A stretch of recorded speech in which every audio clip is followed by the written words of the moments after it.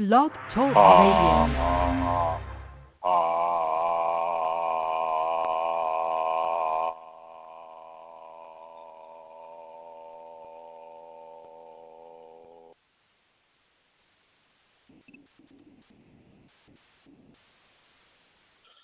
Hello, everyone. This is Chrism, and I'd like to welcome you to this episode of our radio show, which is all about the Kundalini. And today, of course, we are having issue with our BlogTalk radio server for some reason. People aren't being allowed to sign in. I wasn't, even as the host. I had to call in on my cell phone right now, so I'm not quite sure what is going on with this, and I apologize for any kind of an inconvenience this manifests for anybody who's trying to listen to the program. I see in the chat room we have Manisha and Mary Jean, and if Manisha and Mary Jean could start typing, let me know if we have sound coming to you. That would be very helpful, and I will just go ahead and begin the program. If not for the live people, then it's certainly for the people that would be tuning in the archives. So looks like Mary Jean is typing. Manisha is probably asleep. So here we are. Mary Jean says yes. Thank you, Mary Jean, very much, very much. Okay, let's go ahead and begin. Because there is a difficulty with signing into BlogTalk Radio today, I believe my co-host, Amelia Santara, will not be able to join us today because of this problem. And so I just want everybody to understand that too. And so here we're just going to go ahead and dive right into it. I'm going to go ahead and begin streaming here, and looks like the chat room is able to be used for people, so that's good. All right, so with regards to the Kundalini and the Kundalini teachings within you, a lot is being said about the earth, and the earth has this chakra, that chakra, and I just want to underline that yes, the earth is a living being, and no, it does not have chakras the way the human beings would like to anthropomorphize the earth as having chakras. It does have the aura, and it does have an energetic anatomy, of course, but the chakra system as it is on the world is not the chakra system as it is on your spine or representative of your spine. You got to remember that the mammals are really only one segment of many species that are here on this world, and so it's very important for you to understand that just because the mammals are here and they've got spines, and you know there's one species of mammal that is walking on two legs and is getting into spiritual things and is recognizing the fact that they have a chakra system and an energetic anatomy, does not mean that the insects or the fish or the birds or other species or the planet itself is going to any way mimic that which is happening along the human spinal cord along and column. And so it's very important for people to understand that, this wishful thinking that we have with regards to wanting things to be the way we are is not exactly being as neutral and honest as we could actually be about the planet and about the different species that are living on this planet. A tree does not have the same chakra system as a human does. A platypus does not have the same chakra system as a human does. Neither does a horse. Neither does a bird. Neither does a paramecium. And I think it would be helpful for us to realize that even though we are, of course, very interested in having the chakra system that we have, it is by no means the best, and it is by no means the only arrangement that divinity has devised for its creations on this world to manifest evolution with. So I just needed that to be said right here. Now, a lot has been said lately about the political environment of the world, and I had a question given to me on the Kundalini Awakening ! Group about whether or not I tune into the news. And I have to say that, yes, indeed, I do tune into the news. I don't tune into the news with the wide open, deer in the headlights type of reception that perhaps others do. I tune into the news with a very strong and clear level of Kundalini discernment. And the Kundalini, basically, when you run the news through the sieve of the Kundalini, and the sieve means like a strainer, you strain noodles, you strain things like that. And I know that you Americans and English speakers know what a sieve is, but in India and other places, sieve is another word for Shiva, so that's why I make the explanation. When you run the news through the strainer, the discerning strainer of the Kundalini, well, certain things are taken out. Those things that are taken out are typically not true statements, or they are statements and news items that are programmed in order to stimulate egoistic response. In other words, they are programmed to titillate or to, in some way, manifest a strong level of interest, whether or not the information is true and whether or not the information is really applicable to you. And a lot of the stuff, this is like celebrity stuff and, who did what to whom and who decided to change their gender. And, it just goes through the whole panorama of celebrity, I don't know what you'd call it, celebrity news, shall we say. And when I listen to the news, I listen to how the programming is being expressed. So say, for instance, within the political climate of the United States right now, we have Hillary Clinton and Donald Trump. And to me, they are both two sides of one coin. And the coin is basically a criminal element. And I know, everybody, not everybody, but a lot of people love Hillary Clinton because she's, a woman. And, we have the vagina vote. And I think, that's all good because, it's time for the femininity in our country, in this world, to come up to an even par with masculinity as well. However, if the vagina vote is basically a way to allow a criminally oriented woman to take the reins of power, well, then I'll disagree with that because I don't think a criminal should be in charge of the United States or any country in this world.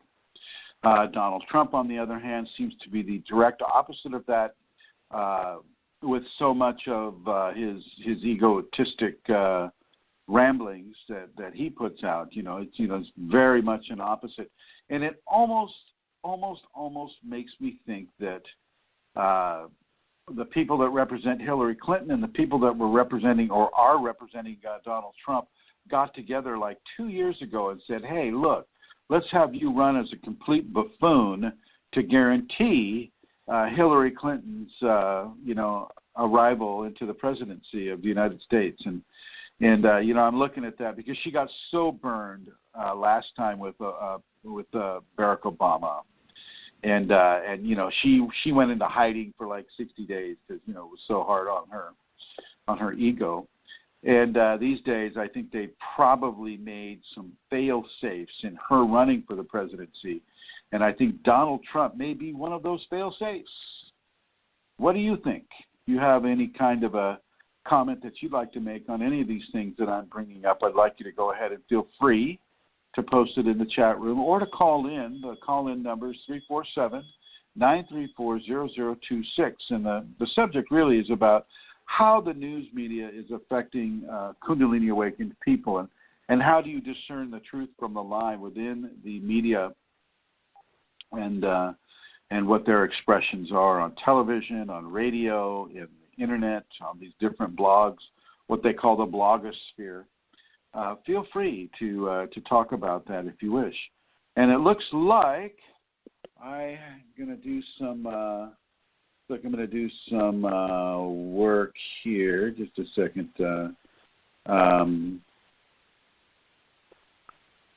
And I go on to mute here. Well, it looks like I lost them. Sound is good, by the way. Thank you, Manisha. Yeah, unless I cut you off or something like that, I guess the sound is okay. Anyway, and I think this is Amelia. I'm going to go ahead and bring her on here. She's trying to get in here. Amelia, is this you? Amelia Santara. C'est-moi, it's me. I'm not in the studio, Chrism, in that I have no visuals whatsoever. I'm not being allowed in at all. Can't get on my PC.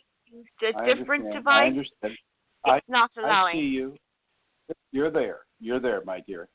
Yeah, okay. So just to let you know, Chrism, I can later on call out the questions to you. Thank you.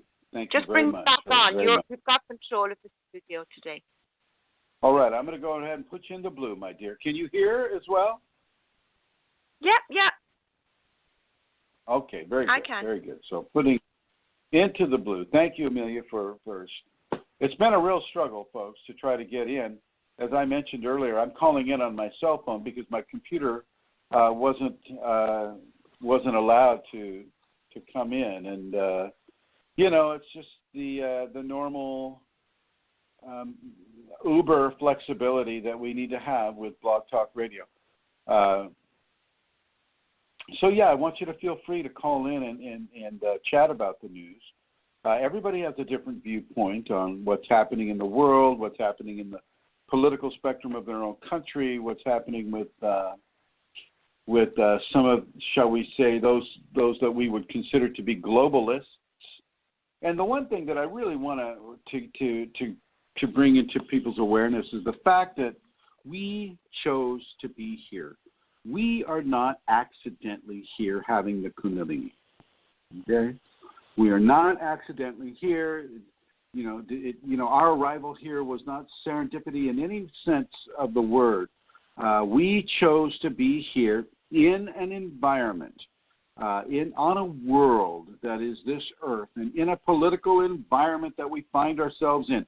None of this is accidental, and so it's really interesting for us to begin to take the teachings that are being offered to us through this placement in this world and on this world at this time in the human expressive history of this world. And so it's in many ways it's a great, great, great gift for us to be able to learn from what is occurring with us and around us at this time, and to learn through the teachings of the Kundalini, as the Kundalini begins to filter out that which is untrue and to bring in that which is true.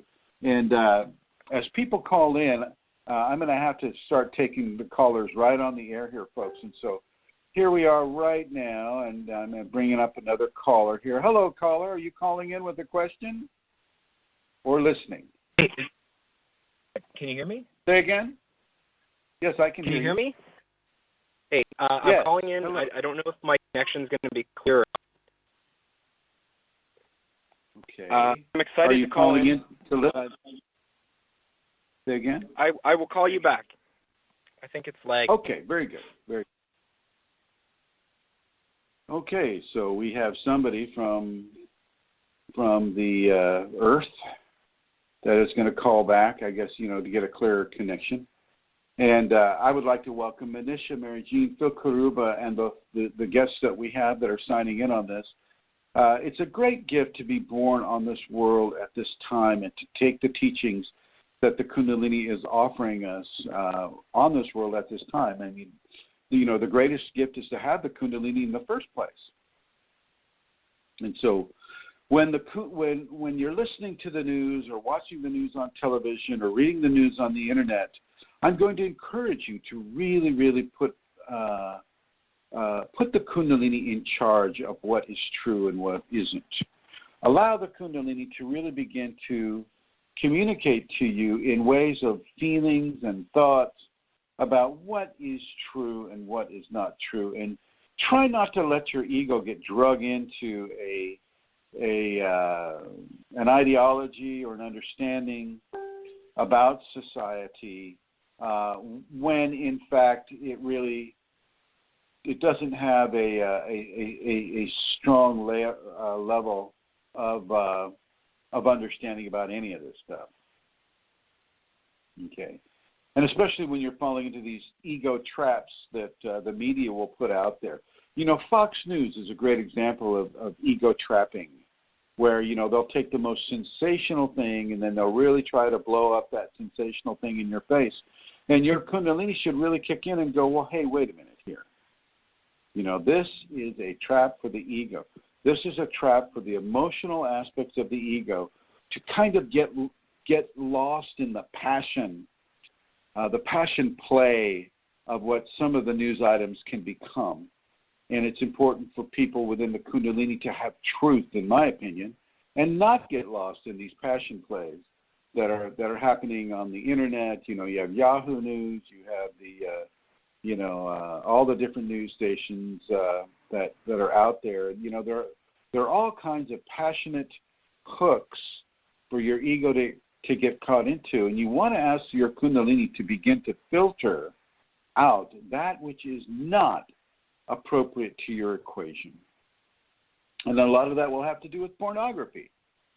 Pornography, either male or female, gay or straight, transgender, normal gender. I mean, you know, there's all kinds of pornography out there for the ego to get trapped into. And, you know, with the Kundalini, you just allow the Kundalini to say, is this important to my equation? You know, is it important for me to know whether somebody's changed their gender or not, or if somebody's cut their hair or not, or somebody's been fighting with somebody else, or somebody's getting a divorce, or, you know, these types of things? I mean, is this important, and why? Why would that be important to anyone except the people involved? And so when we are listening to the media, and I'm listening to the media, and it's automatic for me now. I hear the news in its entirety, and I know what the Kundalini is telling me to do with regards to believing what levels of truth are out there or not. And I encourage you to really begin to practice doing that. Don't take what the media hands you hook, line, and sinker. Term, by the way, for those of you that aren't fishermen. And in other words, you know, don't take what the news feeds you without any kind of discernment. And somebody's out there honking their little horn, so I'm just going to see if I can take care of that. Yeah. Here we go. Okay, all right. There are positive uses for the media as well, though, and one of the positive uses is really you can see, say, you know, where the latest thing was Hurricane Matthew, and you know, you can see some of the damage that the hurricane has wrought upon places like Haiti, places like Florida, United States, and you can actually hook into your Kundalini and send healings in a broad-based way to entire populations and entire levels of, say, refugees or natural disaster survivors or things of that nature. You can really begin to do some positive work through the news media for some of the challenged areas and the challenged peoples on this planet, including the planet itself. You know, when you talk about human-induced global warming, or you talk about, the nuclear reactor in Japan, which is still pushing radioactivity into the Pacific Ocean, and, you know, and initiating certain levels of healing upon that, healing for the wildlife that might be affected by that type of thing. And oh, thank you. Manisha says my voice is not so clear anymore, and I've just moved the microphone, so if you can let me know if that has helped at all, I'll keep the microphone here throughout the program. So thank you, Manisha. Please let me know. So yeah, as you are viewing the news or listening to the news, and you hear about, say, the nuclear reactor in Japan, well, you can begin to understand how your Kundalini can reach into that. Thank you, Manisha. Reach into that scenario and begin to help it. But also with individuals, this child has gone missing, and oh my gosh, it's 60 degrees, and they're in the wild forest, and oh, we need to find them. Well, you can actually extend your Kundalini into that scenario, and you can begin looking for that child, just as any of the searchers might be looking for that child too. And you never know, you might be able to help that situation before anybody else does, because you have the Kundalini. So there are a lot of positives that can be pursued by listening to the media and extending the healing powers of the Kundalini into any given situation. But you always must leave it up to the Kundalini. You can't go, by the power of Kundalini, I shall rend thee healed. No. You have to let the Kundalini reach into that situation. Okay, I'm going to go over to some callers here, and we'll see what we can do. Hello, Hello, Chrism. This is Chrism. Hi, who is this? Hi, this is Cole calling in.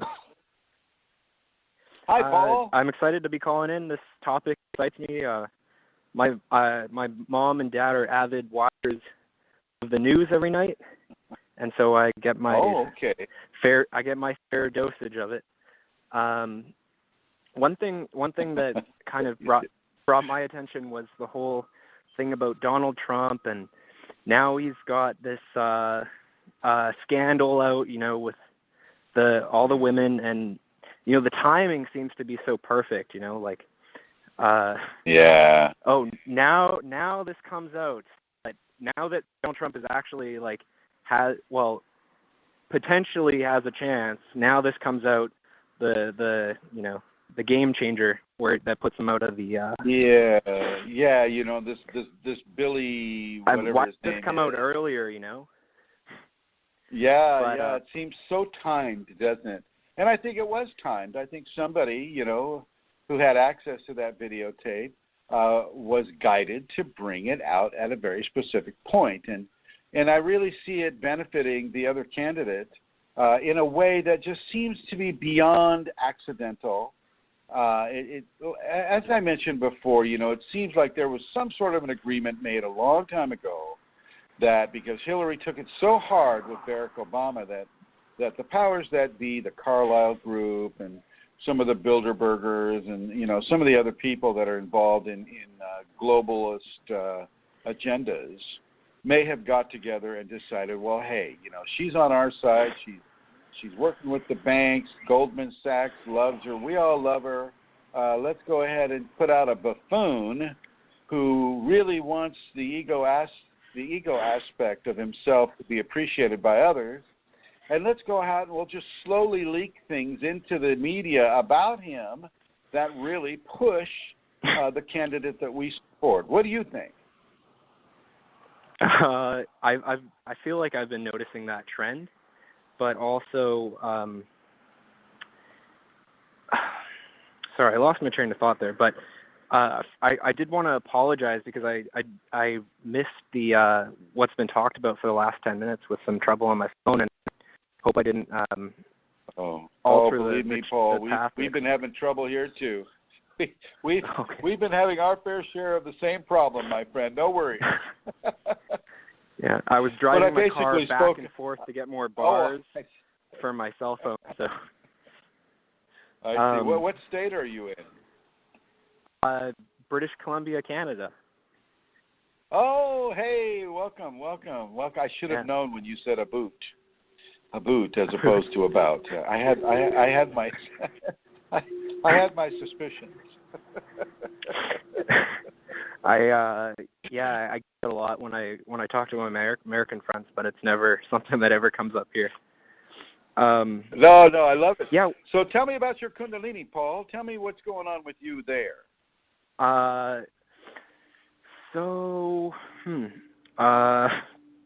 a little bit of. Have you had it confusion awakened or recently. activated in you?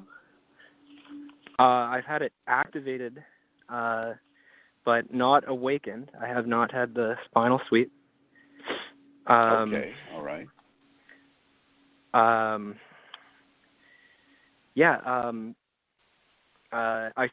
think it's been going on a bit longer than what was in my since I've actually been aware of it.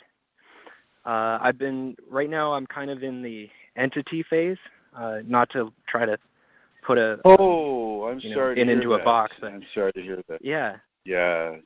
That can be. How are you handling that?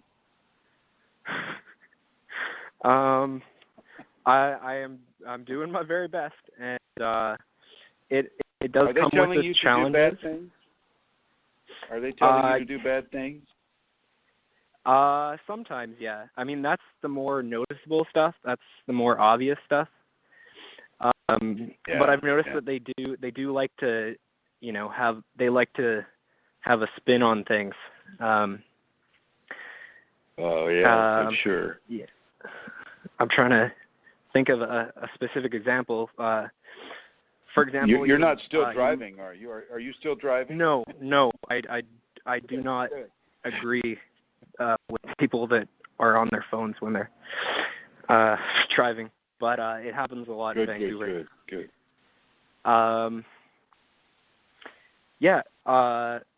But I learned very recently that you should always follow what the Shakti says and what your teacher says. And I learned that in a kind of challenging way, and I'm sure there's a lot more to learn in that respect too. But have you found a teacher that can help you? Yeah, I'm speaking to him right now, Chrism. Okay. All right. So you know to do the crucible of reversal and to constantly resist, right? Pardon? Is this the Cole? Crucible reversal.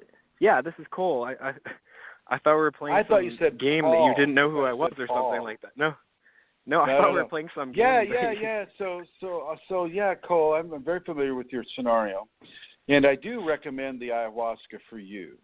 I really do, and I'm glad that you're on that waiting list for Amy and Scott. And been checking my email every day. You should see if you can join that forum too. I did, and I haven't gotten an email reply from them, but I would like to get on there. Maybe I'll try to contact them in some alternate way. But I think they want to keep things very low key, so they're scanning all the people that are trying to join the forum. So I have to go through the vetting process first. I'm really looking. Sorry, I think there's a little bit of lag on my end, so I'm hearing when I'm talking when you're talking. But I'm very much looking forward to the experience. I experienced when we went to Peru within the ayahuasca with the entities.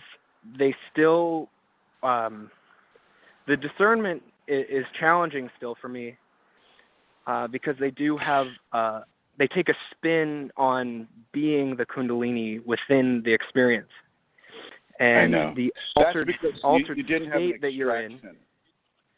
Pardon? Yeah, once you have an extraction, then they're taken out of you. Okay, that's good news. Could you explain a bit more about the extraction? Is the extraction something that I'm actively doing it's just horrible.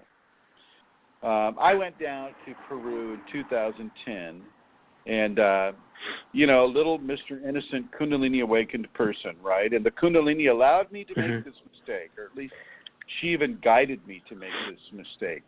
Wound up with a shaman who I felt very safe about and very good, and I think he was, but his cousins were not.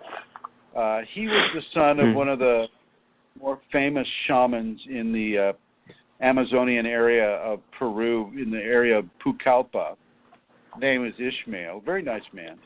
But his cousins, and he even told me, he said, kind of stay away from those guys over there. Those are dark shamans. Those are black brujos or black warlocks or evil people, right? And being my social self, I just kind of, and they could see obviously that I had Kundalini awakened, and they basically placed 5 corruptive entities inside of my system, inside of my energetic anatomy, and it it brought a lot of calamity into my life. It brought a lot of dis-ease, without mentioning an illness, but it brought a lot of dis-ease into my life, and it brought a lot of acrimony and things of that nature. And I always felt that it was a challenge that the Kundalini was giving to me to be able to meet confrontation, to be able to meet challenge, and to resolve it in as positive a way as I could. And I do believe, to this day, that was indeed the purpose, why she allowed me to have that. But even when I went down to Peru with you and the others to Alonzo's, I had no idea at all that there was anything wrong with my energetic anatomy. And wow. And so I just went about my business, and I had the beautiful, beautiful ayahuasca experiences with Alonzo. And after coming back from Alonzo, it was a very rough time of at least for me, processing. You feel like a peeled grape for a while. At least I did. And yet my Kundalini was not damaged. It was not in any way subverted or hurt in any way, shape, or form. And yet, one of my students basically broached the idea of Oregon and the group of people up there that were doing the church, I should say, that was doing the shamanic journeying through the ayahuasca in that sense. And I thought, oh gosh, 2 of my students wanted to go that were here with me, and they wanted me to come, and I was just kind of like, I was ambivalent about it, really, Cole. Didn't really care one way or the other. It's like, oh, okay, and so they helped me out a little bit financially to get up and go. And I went there, and the Kundalini in one of my students tricked me. It tricked me into going, thinking that I was going to support another student, when in fact, those 2 students were there to support me, and I had these 5 entities extracted. Oh my God. Cole, it was the worst experience I could really even be able to articulate. It was like being squeezed like an orange. It was like, oh my God, it's like the extraction for me, and I'm not saying it would be this way for you, but the extraction for me was so painful. How, like at Alonzo's place, we couldn't really lay down, even though, a few people would lay down. There, they insisted that you lay down. It's just like, there, everybody was barfing except for like maybe 2 people, and I was waterboarded in my vomit. It was so hard. It was so absolutely gut-wrenching times a million. I couldn't believe it. Because of the pain? Well, because those entities were in the organs. They were in the organs. And so the Kundalini and the ayahuasca teamed up to squeeze me so hard I thought I was going to have an aneurysm or a heart attack or both. And even my students who were in their own Kundalini process were commenting to themselves like, oh, God, just leave them alone. There's nothing left. It was so bad. Oh, my God. I mean, it was so bad. The shamans were over me, shaking their palm leaf things and chanting their icaros. And, oh, my God, Cole, it was very, very – my extraction was very, very difficult. Now, I don't know that your extraction would have such levels of difficulty, but mine was. So I just want you to know about that aspect of it. It was very, very hard. And yet, once again, my Kundalini was not impacted one way or another, so I know she was in on it. Oh, my God. I know she was in on it, and I know that I had just been put through a whole series of testing that I would not have otherwise been able to acquire. I had to face the pain and the insecurity of wanting to do it. That was the very first ceremony, Cole. That was the first ceremony, and I had 2 more to go, back to back, right? Very little processing time. And I basically said, well, they have a big circle after you do it. You know, you talk about your experience and whatnot. And I said, well, this is the worst experience of my life. I never want to do this again. Yeah, sometimes you feel like that, eh? Just. Boy, I tell you. You and kind anyway, of feel like so that, I did but it you again. want to do it as well.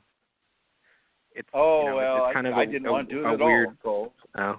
Oh, okay. No, I had no desire whatsoever to put myself through that again. At all. Not even for the benefit? Not even for that. I mean, it's like, oh, yeah, do you want to go through that car wreck again? No. Well, but you got $150,000. Well, no, still, I don't want to go through it. It's not worth it. But over the day, the day after the experience, I came around because I did see the entities during that experience. I did see them, and they did talk to me, and they were saying things like, "Oh, it's you again." They're talking to me. "Oh, it's you again." Well, we don't ever want to see you here again. And they're saying things like, "You're not fit for this. You shouldn't be doing ayahuasca at all. Your neurophysiology is far too fragile to be doing this type of a drug, and this could kill you the next time you do this. So you better not do it again." Basically trying to scare me away. And the first ceremony was pretty darn scary.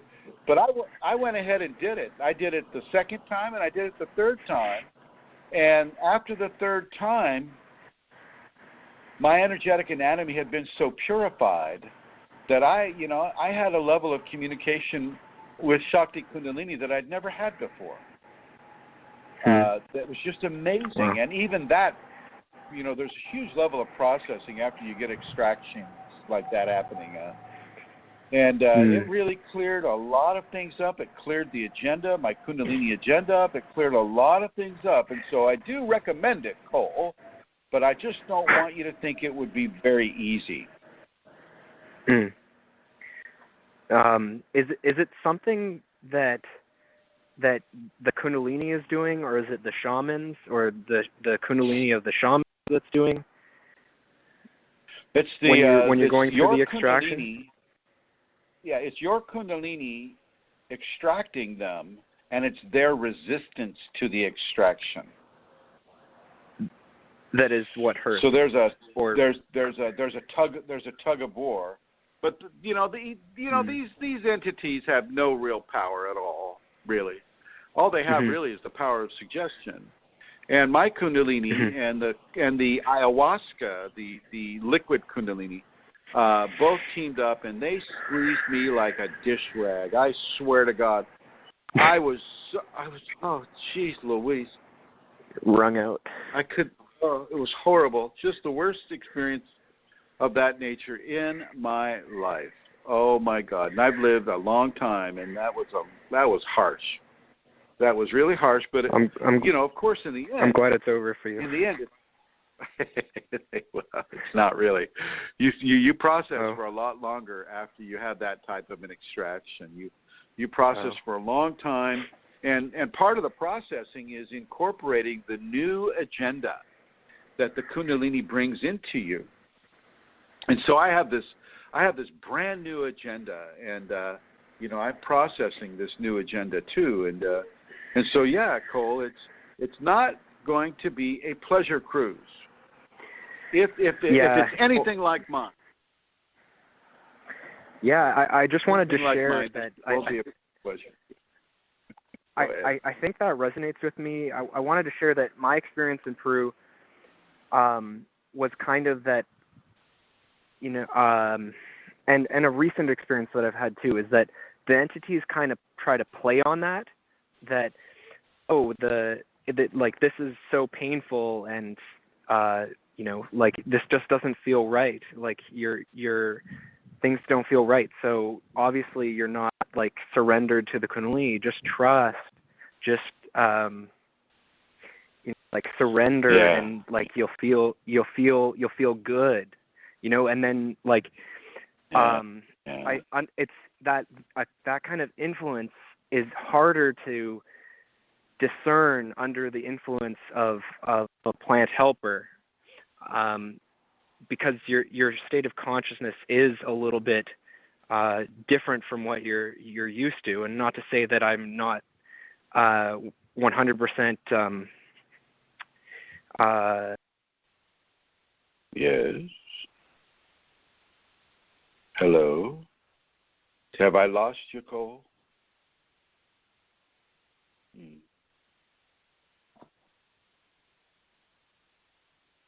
Yeah, it seems that we have lost Cole for the moment. But yeah, you know, the ayahuasca extractions can be very, very dramatic and very, very challenging, to say the least. But I'm forever thankful that it occurred. I'm forever thankful that I decided to do the second and third ceremony, and very much so. And you know, it's opened up a whole new level of experience for me, and a new agenda. So you never want to give in to fear, folks. Even if you know that it's going to be a painful event, but if that painful event is going to in any way help you or assist you, and if your Kundalini is insisting on it, well, you better do it. Are you there, Cole? I got you back in the red, but doesn't look like it's working too well right now. And so yeah, if your Kundalini is assisting on it, and I've got you on you're hot right now. You got a hot mic, Amelia, just so you know. Or now you don't. So yeah. Just want you to know I'm in the studio, that's all. Very good, very good, very good. Well, thank you, my dear.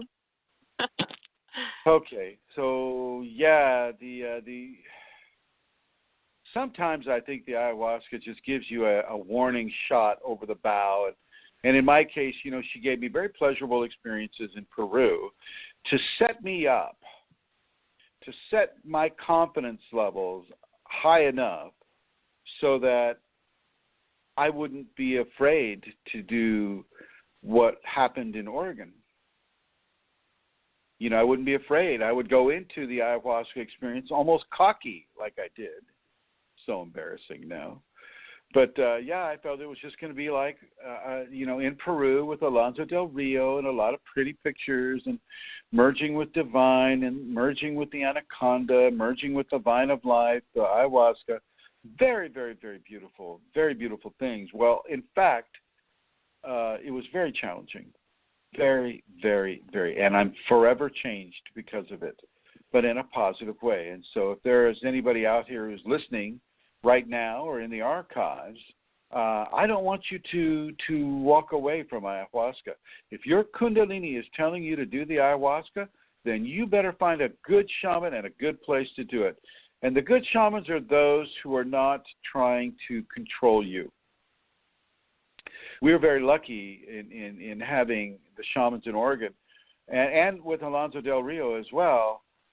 You know, these were not black shamans. These were not people that were trying to create a dependency upon them or to hurt you in any way, shape, or form. They were there. One of the shamans came up to me. His name is Sean. And he said, you know, he looked right at me, and he was still on the ayahuasca himself. He says, you know, we're in the business of problem resolution. There are certain levels of energy that want to take up residence in your body, and your body is saying no. Your energy is saying no, and so we resolve that problem. And it was absolutely true. Absolutely true. And my Kundalini hid these entities from me for 6 years. She allowed me to give out truth. She allowed me to give out impeccable assistance. She allowed me to do all these things, but she didn't allow me to see these 5 dark entities within me. And she allowed all the troubles and travail that, due to the presence of these dark entities, to happen to me. All you have to do is go onto Google and Google my name, and you can see all these terrible, terrible things written about me. And I remember, when some of these things came to light, I was in the country of Sardinia, which is actually a province of Italy. And I was at an outside cafe, and I was, I had internet, and I was reading this, and I was just going, well, geez, I've had it. I just don't want to teach anymore. This is ridiculous.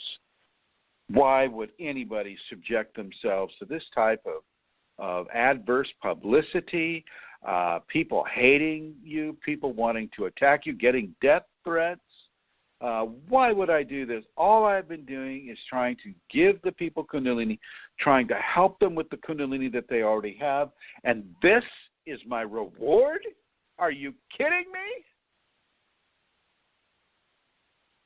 So I remember sitting outside the cafe thinking these things and just kind of going, WTF, this is so not worth it to me. I'm in the wrong business, obviously. This is just the wrong business. This is 2012, I think September 2012. And it was so difficult. And over time, my Kundalini gently healed my hurts and healed my woes. And over time, I just gently thought to myself, well, you know what? I mean, that's a small group of people that are making their problems into a big problem for me and for other people. I'm just going to continue what I'm doing, and hopefully truth and honesty and good information will help somebody. Even if it's just one person, it'll help somebody. So I kept doing it since 2012, which was 4 years ago. And and even now, that dark period in my Kundalini teaching experience is, it still lingers, but I don't care anymore. And it's a great way to disconnect from the egotistic aspects of how you think other people should feel about you, wanting to be a good person and wanting people to feel good about you, not feel deathly afraid of you or anything like that. And I just got through all of those areas. And, the last seminar I did in Berlin that wonderful Manisha organized, it turned out so well. And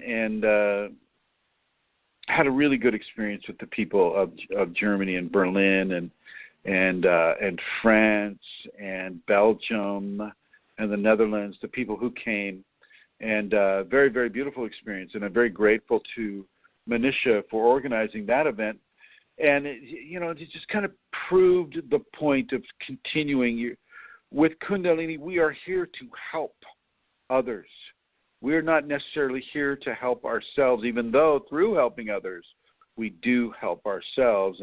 And I also want to put a shout out of thanks to Rosemary Goliath and Amelia Santara for orchestrating the different seminars and retreats that they have orchestrated during this time of travail when I was being so severely tested by the Kundalini by virtue of her allowing these 5 entities to take up residence and to try to throw monkey wrenches into the works. And it's during this time period that I wrote The Crucible of Reversal and was actively in the process of overcoming not only the darkness within myself, but the darkness in others as well, and giving them that tool. So many thanks to you, Rosemary Goliath, and to you, Amelia Santar, and to you, Manish, for organizing these events around the globe.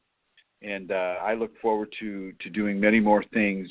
However, the books are really taking a predominant position in how I spend my time right now. And And that's another thing that those dark entities were blocking was the books and the writing and the discipline and all of these types of things. And so thank God for the ayahuasca, and thank God for Elizabeth Dalton Gonzalez and Brooke Robertson for hoodwinking me in to coming up to Oregon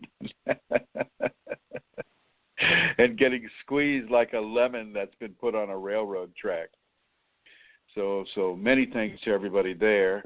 And I'm going to see if Cole has come back into cell range. Are you there, Cole? No. Okay. And I'm going to go ahead and bring Amelia into this interesting edition. Hi, Amelia. Hi, Chrism. Oh, that was nice. Hi. Am I too loud? Hey, let's go. No, you're fine. Let's go ahead and start the questions, my dear. Okay. Here we go. Let me find them, Chrism. I didn't think you'd be coming this early. 1 second now. Okay, so I have, I think, 3 questions that were sent privately, and the rest are from the group. The first one is this. My friend is on a Kundalini awakening process for years. His liver is stressed out. He feels pain in liver and it gets bloated for a few days, even if he eats fruit. He has been on a no processed sugar diet. Are natural sugars, honey and fruits with higher sugar content okay in this case? I would like to know your advice to get him cured of this condition. Thank you, Chrism. Okay. Just a second here.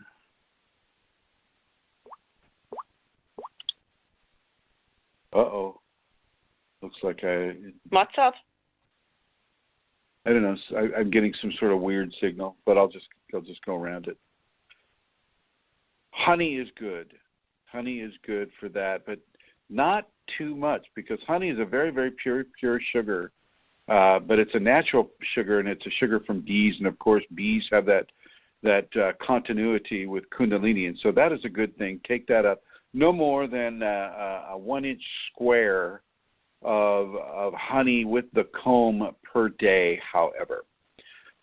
With regards to fructose, you can do the fructose, but you're going to get the crash. He's going to crash. He needs to really look into maybe doing some fasting if he isn't already doing it, and only in a way that is medically responsible, i.e. if he doesn't have low blood sugar issues, and if he is able to burn some of that weight off, the Kundalini will go right into the liver and begin to reorganize the liver. And so a very light diet can be helpful, but with a lot of hydration. A lot of hydration would be very, very helpful for this individual. A lot of the dark green leafy vegetables like kale, like Swiss chard, like spinach, but not mixed in with any other type of vegetables, just those. So if you're going to have those in the meal, then you don't mix in bean sprouts, you don't mix in squash or bell pepper, any of those types of things. It's just the kale, or it's just the Swiss chard, or it's just the spinach. Those types of things are good for this individual. He can also have rice with it. So you're looking at some sort of an Asian dish if you wanted to mix the two, and you want to go very, very, very light on any kind of sauce. No teriyaki sauce, none of the Asian sauces for sure, no hot sauces, no hot spices like garlic or onion or things of that nature. His diet must begin to be very, very, very bland. So in the morning, all this person should have is just straight up oatmeal with just hot water and maybe that little bit of honey in it, and that's it. Now, he can have a huge bowl of oatmeal or quinoa. Quinoa would also work. He can have a big bowl of it so that he feels full, but possible. Blandness right now is the key. And of course, this person should not be drinking caffeine in any shape, way, or form, should not be smoking, should not be using recreational drugs, should not be imbibing alcohol at all, ever. Okay, so that's from a nutrition aspect, Amelia. That is this is my response to that person's question. Now, from an energetic aspect, this person should be doing the safeties. This person should start out doing the 5 Tibetans, 6 of each individual Tibetan to start out with. This person should be doing pranayama. This person should be doing meditation. This person should be doing the forgivenesses and the tolerances and the gratitudes.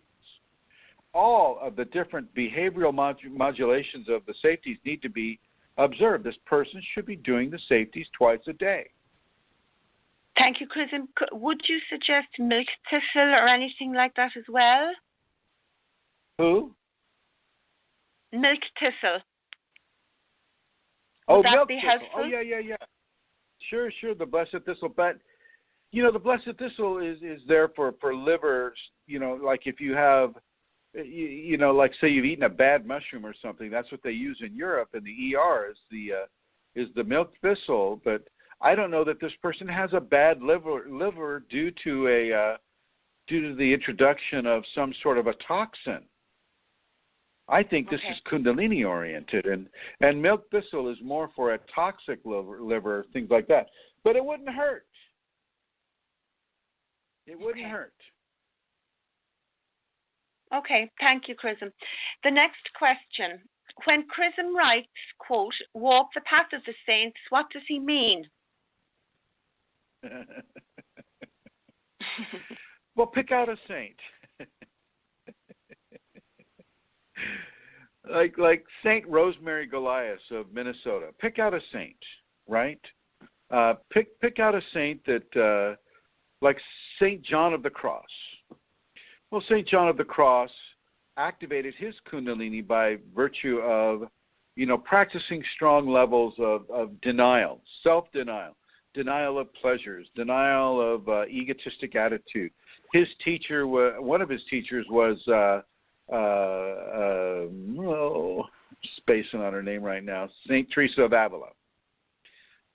They were, Saint Teresa, she reorganized the Carmelite order, created the Carmelite order back in the 1500s, and Saint John of the Cross was there.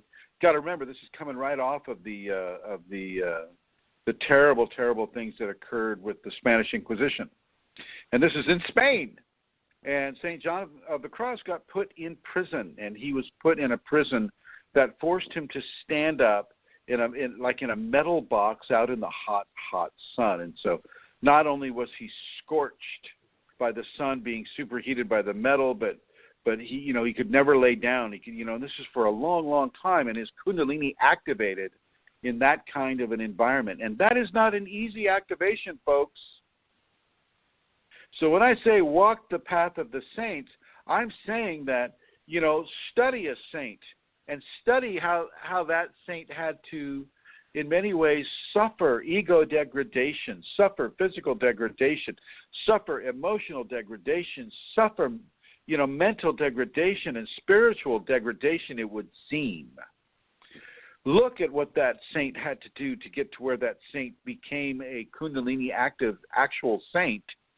And look at what they had to go through. And so when I'm saying walk the path of the saints, and see how easy that was, we will earn the gifts of grace. They're not just handed out like candy. We will earn the gifts of grace. Either in this life or in a previous life, we will earn the gifts of grace. And we will not be just, handed out. It's like, oh, Chrism, I want my third eye opened, or oh, Master Chrism, I want you to heal my body because I'm feeling this way or that. No, when you want to partake of the Kundalini, then you need to look at some of the challenges that are going to come your way. And some of these challenges incur a strong level of difficulty. Look at what I've just described with regards to the ayahuasca and how the Kundalini itself allowed dark entities to be embedded into me and to jaundice my experience with the Kundalini for 6 years, not even telling me about it, not even allowing me to be aware of it until it was time for those entities to be extracted. And then putting me through, this terrible pressing and twisting and this painful experience of being squeezed to death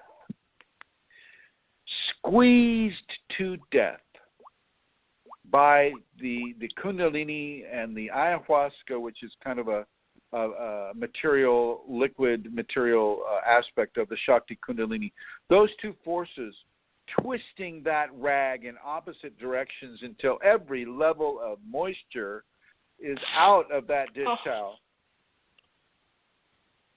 Seriously, no joke. You walk the path of the saint and see what level of hardship they had to endure in order to manifest the qualities that make a saint, which is Kundalini awakening.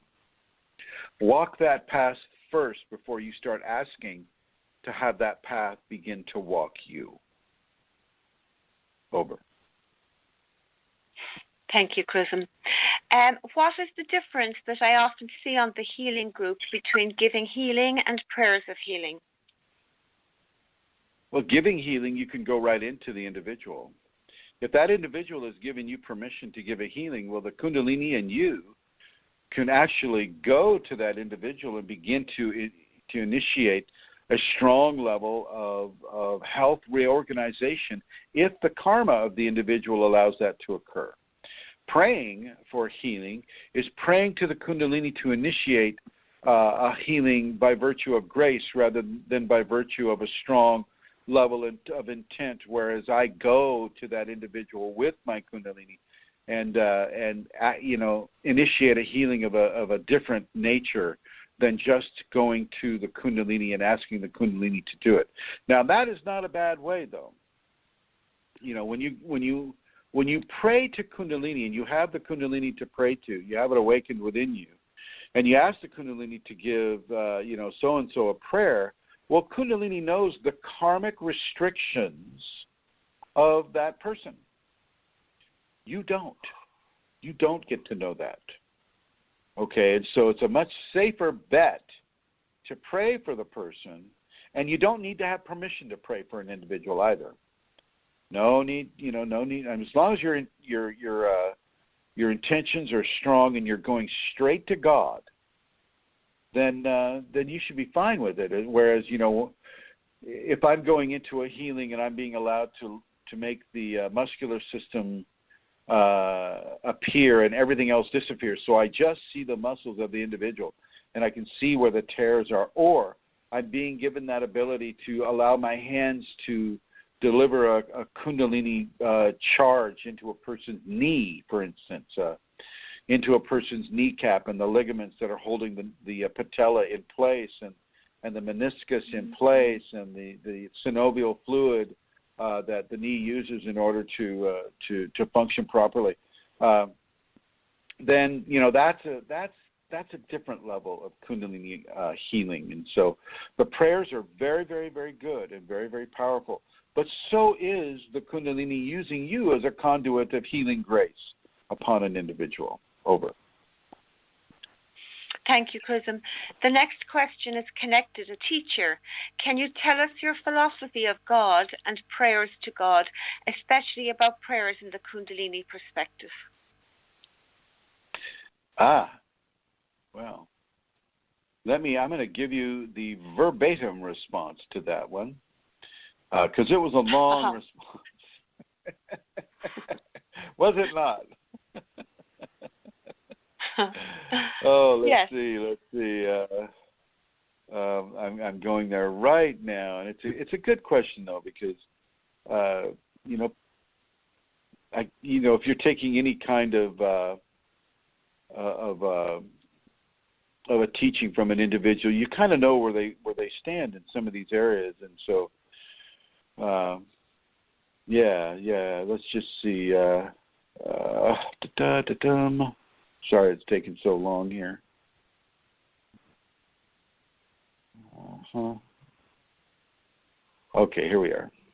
So really, my philosophy on God is that God is the Kundalini, or otherwise said, God is the two that are one and the one that is two. So God is that special trinity. The two, the Shakti, the Shiva, that become one through the marriage at the top of the head, through the crown jewel. They are two jewels that become one jewel. And they are one jewel that can become two. So the two that are one and the one that is two. My understanding from the Kunalini is that divinity is the creative source for all planes of existence. And therefore God is all and God is nothing at the same time. Divinity is beyond the ability of literal, unawakened human conceptualization. Through Kundalini, or shall we say the expression of God, so through Kundalini, God presents itself in ways that allow the human to understand through that immersion of the human into the divine current, into the divine thought, the form of divinity, and into that divine reality. So prayers to God, when they are given with real, repeated, and consistent energetic and intention, and these intentions need, part of the intention is that you need to be able to accept all of the possible outcomes that the divine may still choose from, and yet you are still focused, even though you have that acceptance of all possible solutions to whatever it is you're praying for. You are focused on the desired outcome that you want to see happening. And this is a great opportunity for fulfillment, and prayers given in the heat of an emotional or physical emergency. If you pray to the Kundalini during those times, you also have a great opportunity for fulfillment. But God is the Kundalini, folks, nothing less. God is the Kundalini, and the Kundalini has, as divine consciousness, has been given into the individual. Now, there is a strong and steep learning curve for many people by even having the Kundalini. And it doesn't mean that just because you have the Kundalini that you are beginning to express as a god or a godlike individual. That is so not true. I know so many Kundalini people that their Kundalini is not allowing them through trauma or through mental or emotional blockage to begin to adopt the egotistic idea that they are so perfect and so pure. They're not. A lot of the times the Kundalini will come to an individual and initiate purifications. Look what happened to me in ayahuasca, right? And initiate testing upon the individual. Once again, look what happened to me in these dark magicians allowing, being allowed to infiltrate my energetic anatomy for 6 years. I mean, so it is not a guarantee that all problems are going to go away. In many ways, it's a guarantee that many more challenges are going to come your way. So it's very important for people to understand that because God is the Kundalini, that does by no means indicate that you are becoming the purified human representative of divinity upon this planet. I got news for you. If you think that way in any way, shape, or form, if you think that because you got Kundalini, therefore you are better than other people, then you've got another thing coming. If you think that because you have Kundalini, then you are the sole force of God upon this world, well, then you've got another thing coming. If you think that because you have Kundalini and God is expressing through you, that you are open to self-aggrandizement, or you are open to feeling like you're more special than other people or more deserving than other people, then I got another thought for you. Purification does not mean ego aggrandizement. Purification does not mean you can talk down to other people, or you can think that you're better than others. Now, of course, you look at Chrism, and you look at Chrism on some of these groups that he's on, and he gets a bit impatient with people, being, how should I say it? Being irritatingly challenging at times, because I have to keep repeating things over and over and over.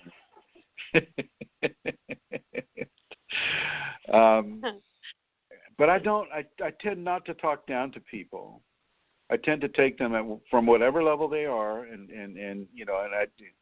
unless it's something that I've covered ad nauseum and they should know, and they're just kind of like, playing around and wasting my time.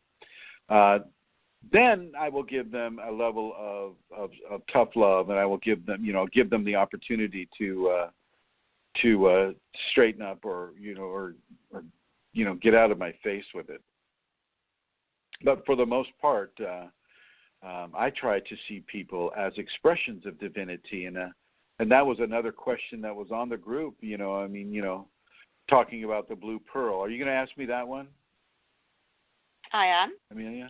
Do you want me to ask you now? Yeah, ask me now. That's so. Well, go ahead. I give the context. A segue. Yeah. Let me see where it's on.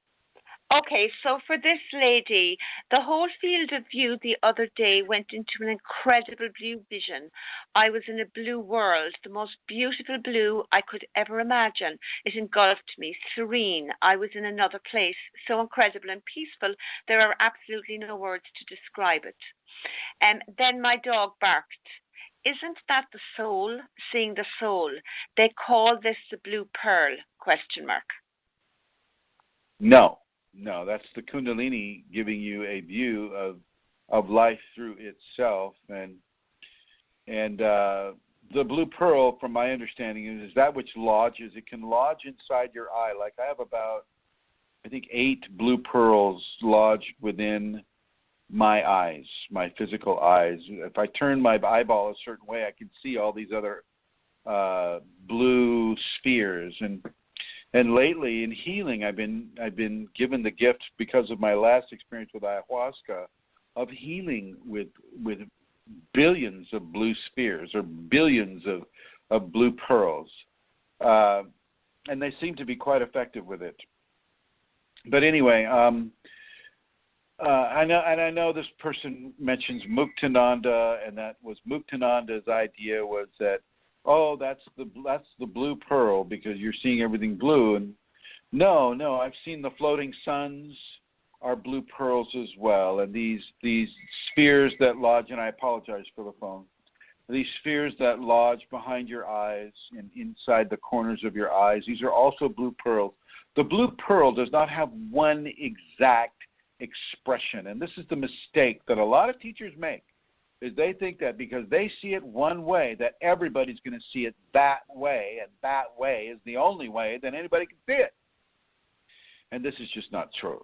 The Kundalini has a zillion, billion different ways to express itself upon the sensorial receptacles of human beings, and the blue pearls do indeed come in different ways. The blue pearls that I've been using for healing are blue spheres, but they also have a patina of silver upon them. And that is a form of sacred femininity and sacred masculinity forming a oneness within a sphere. And so this can also be accurately called a blue pearl. And in actuality, it even looks closer like a pearl than anything else. So, yeah, that's my take on the blue pearl question, Amelia. Thank you. Okay, thanks, Chrism. So again, 2 seconds now. Okay, so this is about an entity. This lady had a dream a week or so ago where she had a sense that this entity was around her, but she couldn't see him. Suddenly, and I'm quoting now, suddenly I felt it pinch into my solar plexus and squeeze. It felt horrible. The next day I didn't feel right and I could not stop thinking about it. And this lasted for a few days and the tension then let up. Last night I also had a dream about a bad witch casting spells on me. It was female and she was very ugly. I wasn't scared, but I felt very defenseless. Are these bad dreams or am I under attack? That would be an attack. That would be an attack by a and I spoke to her about this, and she did respond that there was somebody in her workplace that was like a witch, and who was not in agreement with her over something, or was not very kind, or did not see her as a friend in some way. This person, I feel, is attacking this woman, and this woman is being given a challenge by her Kundalini to learn what it is to have entities, just the same as coal. Just like coal is having earlier on, an entity infestation, just like I had, except she has the ability to know that it is occurring. And so as she begins to manifest a greater maturity within her Kundalini, and she begins to practice, hopefully, the safety protocols and the crucible of reversal, and then goes over to that witch's house and kicks the shit out of her. Oh, did I say that? Did that come out of my mouth? No, that was an entity. That must have been. That was Lasha. That's what Lasha would do. She'd scratch her eyes out. But I wouldn't be afraid if I knew that my next door. Sorry. If I knew my next door neighbor was doing that type of shit to me, I would have no problem confronting them. And if they continued to do it, I would have no problem helping them understand the error of their ways. Oh, and Lasha's coming over here. She's saying, "Yeah, you mentioned my name." Yes, and she's giving love to the cell phone. Yes, love to the yes. We all love you too, my dear. Oh, yes. Go ahead, my dear. Some further comments on that, if I'm remembering, there was a few other people came in, and they spoke about, doing energy work and having energy sessions with people. And two people mentioned how they felt like being hit in the solar plexus by something, and they knew it happened while they were doing energy work.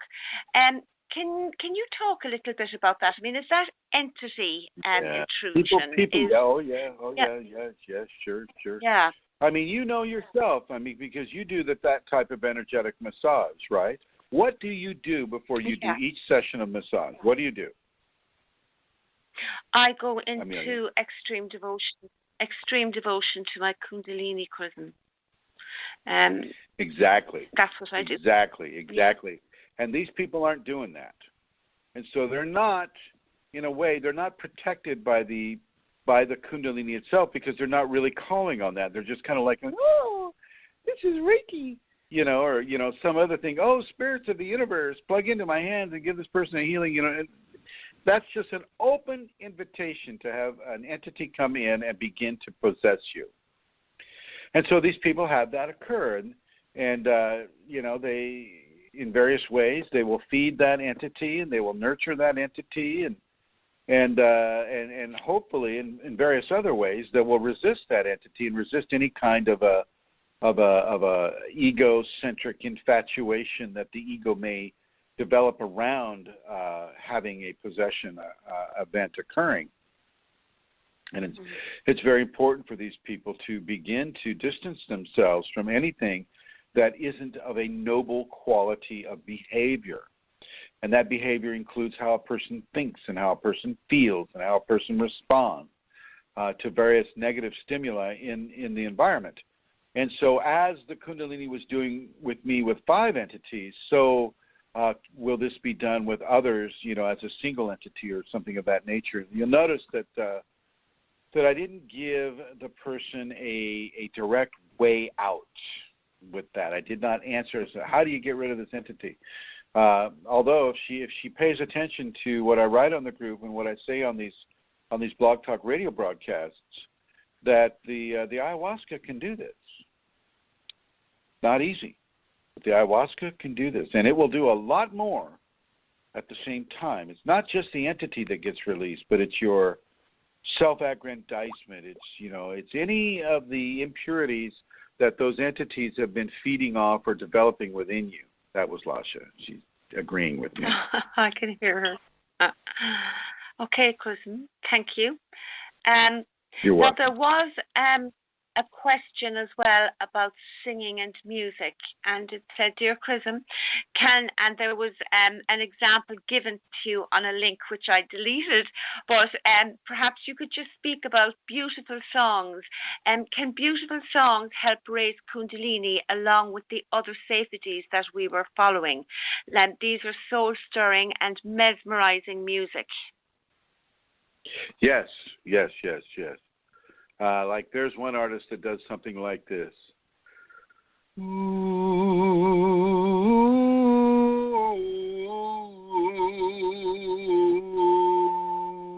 Mitraya, la la.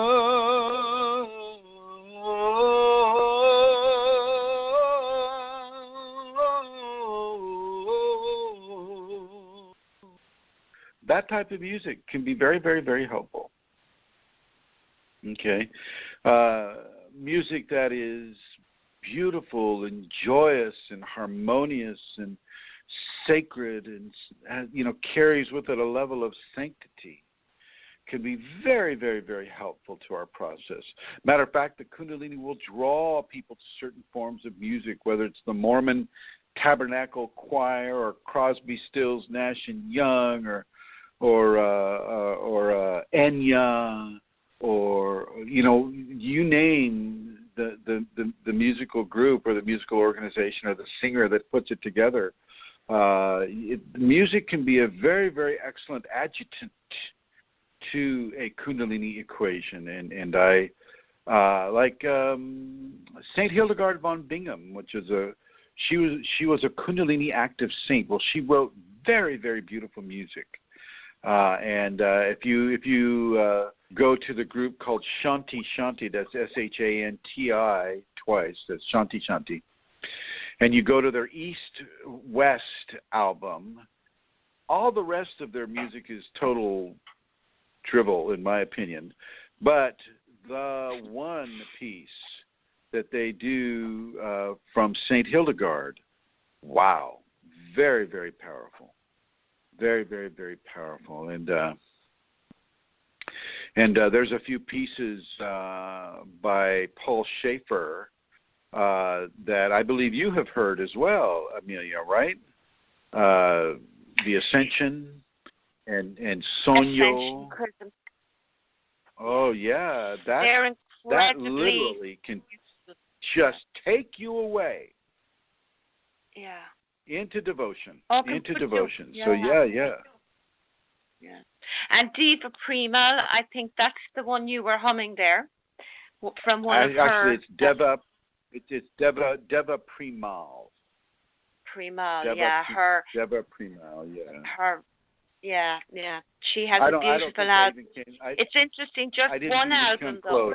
Yeah.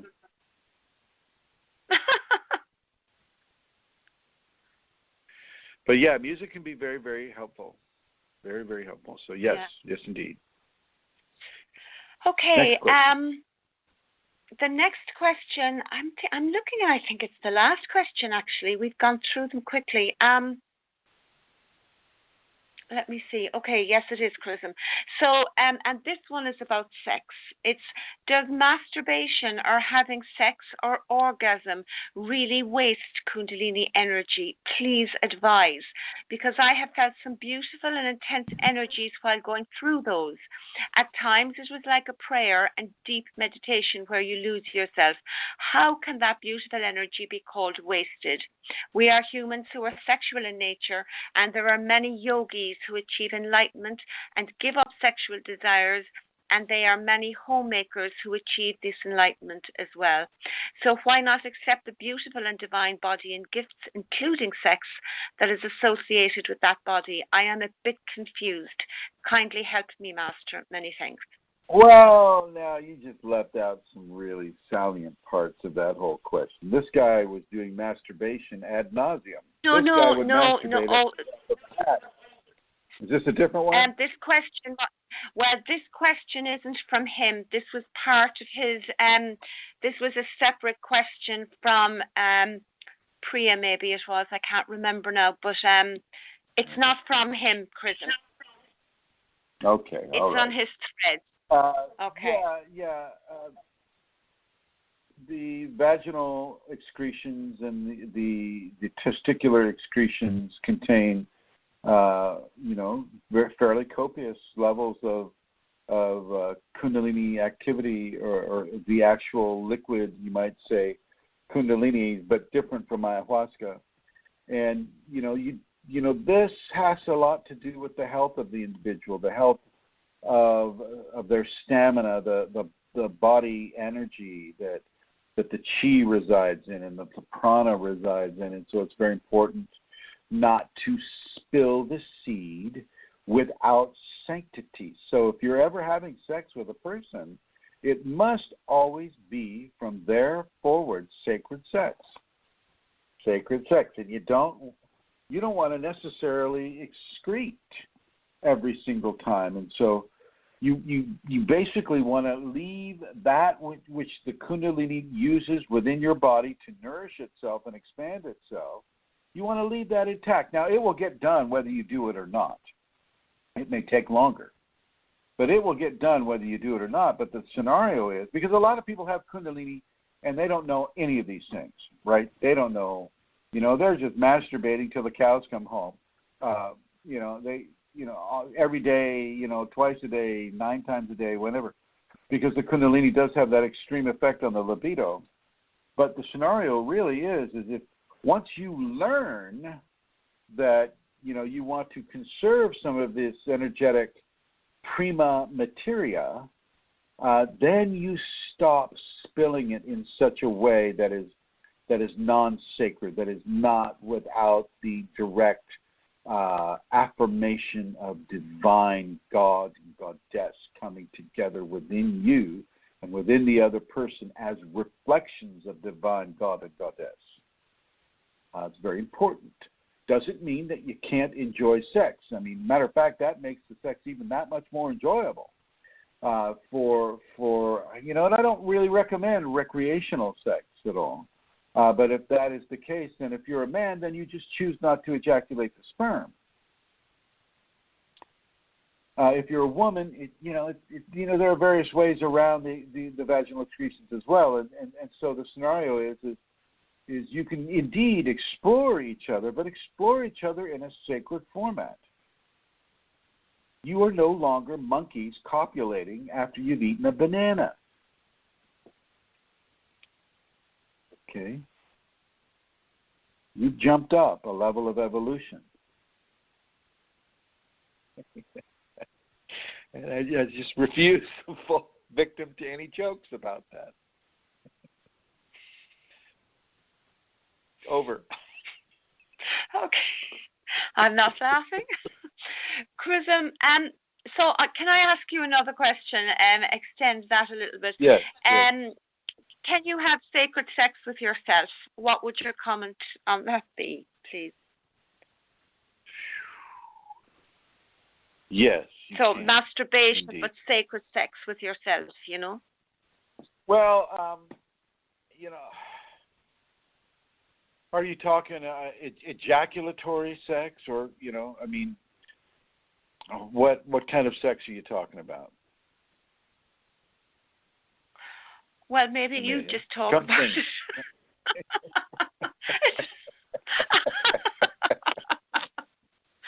I just ask these questions for the good of all. It's not personal. suppose you can't because I mean, with Kundalini, you can have such amazing orgasms that you literally disappear into grace sometimes. Basically, even I think without the best thing to do. self-stimulating, Chrism. Yeah. Well, even with self-stimulation too. The thing that you want to look out for with regards to having sacred sex with yourself is what entities you're attracting to share into that voluminous level of energetic explosion that occurs when a person has the orgasm or reaches that level of the sexual experience.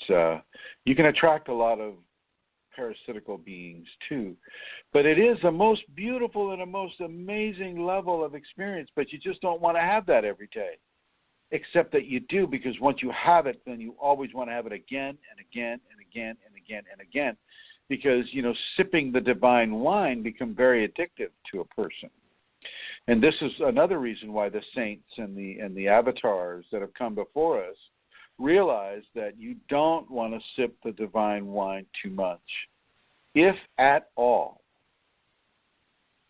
Now, some of the Tibetan masters, the lamas, they actually practice the celibacy, but not all of them. Only a certain small percentage of them practice the celibacy. All of them will say they do, but they bring the women in, they ship the women in, and procreate just like everybody else, and they ejaculate, and they have that orgasm, and they do all of these things, regardless of what their press tells you.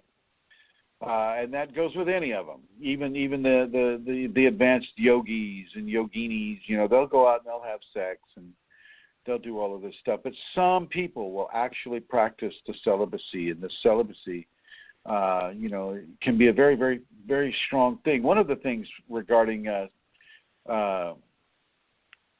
the releasing of sexual fluids is the genital fluidic ascendancy. The Kundalini will actually begin to pump the sexual secretions into the spinal cord, into the various channels that allow that to occur. And for the man, that's what the prostate is used for. Science has no clue about the prostate.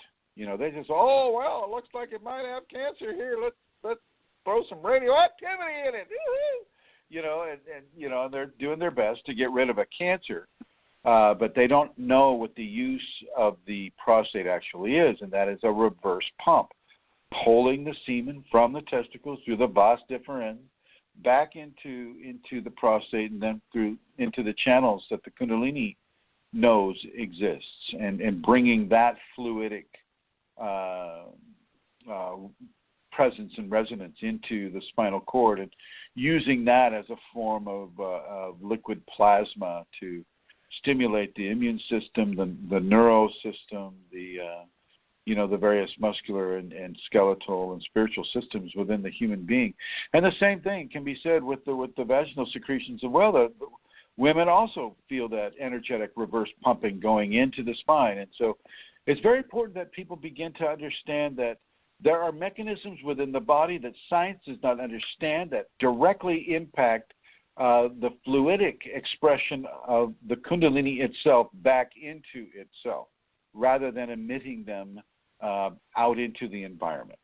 Over. Thank you very much, Chrism. That's definitely, that's the end of the questions there. Can I give out the website to people, please? Please. I'll do that now. Okay. So if people would like to make a donation to support this work that Chrism does, you can go to two websites. The first one is www.chrism-kundalini.blogspot.com, and there's a donate button there. Or you can go to the other one, which is www.kundalinisafeties.com, and there's also a donate button there. So use whichever one of those suits you, and all donations are greatly appreciated. So thank you very much in advance for anybody who wishes to do that this week. And could I also perhaps say, Chrism, that you are also available for private consultations, and you can be contacted by private message, isn't that correct? That's correct. I've been, in a way, commanded by my Kundalini to start private consultations, and she's also commanded me to charge for that. It's $70 for an hour consultation, and you can purchase a consultation at www.kas1uk.com. I believe that's the new website that Peter's been working on. Let me go there real quick just to make sure. And also the Shakti Pot. She's been commanding me to do a lot of different things lately. After one, it's kas1uk.com, and there's a page there that is all about the Shakti Pot, but also about the private sessions as well. And these will be Skype sessions or FaceTime sessions or any of the various communication opportunities we have with regards to the internet and having a private session with me with regards to your Kundalini or achieving Kundalini. I've been told to charge for the Shakti Pot, so I'll be charging for the Shakti Pot too. She had me give it away for the past 10 years. And so 4 times a year I would give a free Shakti Pot, and she has put a stop to that because she realizes that people need to give, and people need to be able to appreciate what it is they're receiving. And for some people, for many people, certainly in the Western technological societies, unless they pay for it, they're not going to respect it. And if they don't respect it, and they don't respect the Kundalini, they're not going to get it. And it's a form of disrespect to not respect the Shakti Kundalini. And so she has changed that up for me, and I'm very grateful for the donations that people make. And I'll be interested to see, the people that sign up for the Kundalini this time, because the Kundalini is probably going to hit them very, very hard. She wants people to be activated. She wants people to do it the way that she has instructed me to instruct them to do it, by doing the 5 Tibetans, making it a week-long Shakti Pot event on the solstice or the equinox. So it'll be very interesting to see how this works for folks. And yes, the private consultations, you go to kas1uk.com. So that K as in King, A as in Apple, S as in Sam, 1 as in the numeral 1, UK, that's a U as in United, K as in Kingdom, .com. And you'll see that he has got a page there for donations and for Shakti Pot and for the private consultation. Did you get that website, Santara? I know of it, yes, Chrism, I do. And that's Can you write wonderful. That that's great. K-A-S, I can indeed. Can you write that down? One. I have it written down, KAS1UK.com. Yeah, good. Yes. And I just want to say, I just, really appreciate everybody listening to the program today. I would like to let them know that they can come across the information that I've been talking about today, specifically the Blue Pearl and some of the sexual information that I've been giving at YouTube, on the YouTube network. Just put in Chrism Kundalini and a bunch of the videos will come up. We also have groups on Facebook, Kundalini Awakening ! That's a little... it's self-explanatory, I guess. Kundalini Awakening Systems 2, Kundalini Awakening Systems 3, Kundalini Awakening Systems 1 on Facebook. We have Kundalini People. We have Kundalini Healing. We have a private group and a public group for that. And we have a Kundalini Radiance community for an intentional community that we're trying to put together continuously. So there's lots of different venues on Facebook. We also have Kundalini Awakening Systems 1 at YahooGroups.com. We have Kundalini Awakening ! On Google+. Trying to reach as many people as possible. As you may have remember earlier in the show, there's been a lot of drama and trauma with regards to some of the things that have been written about me on the internet, and that's perfectly fine by me. Some of the folks I haven't even met. So, so go to Kundalini, KAS1UK.com and scroll through there. There's lots of information with the Kundalini there. And to the two blog spots that Amelia mentioned. And also feel free to join up for any of the groups that you may be interested in joining with regards to the information. Let your Kundalini determine what is truth and what is a lie. And that, as you listen to the media or as you go on the web and you read this about this person or that about another person, you let your Kundalini be the determining factor of whether you're reading truth or a lie, and that goes with me as well. Let your Kundalini tell you what is true. And I want to go ahead and thank everybody that came to the chat. Yes, ma'am. I would like to, Brooke's page, Kundalini Priestess, on Facebook is a wonderful page to visit. She has some really good writings there that Kundalini people would learn a lot from reading. They're beautiful, they're poetic, and they're truthful and beautiful. So Kundalini Priestess, and that would be, you could Google that. Yep, Kundalini Priestess. It's a Facebook page, and I agree completely with what Amelia Santara just said. And also, Kundalini Priestess, and she's also got a website coming out, and that would be Kundalini Priestess and the Aranya Files. And also, Amelia, you also have Kundalini. You have Kundalini Matters as well. Oh, that's very Tell old. us what that's about. Tell us what that's about.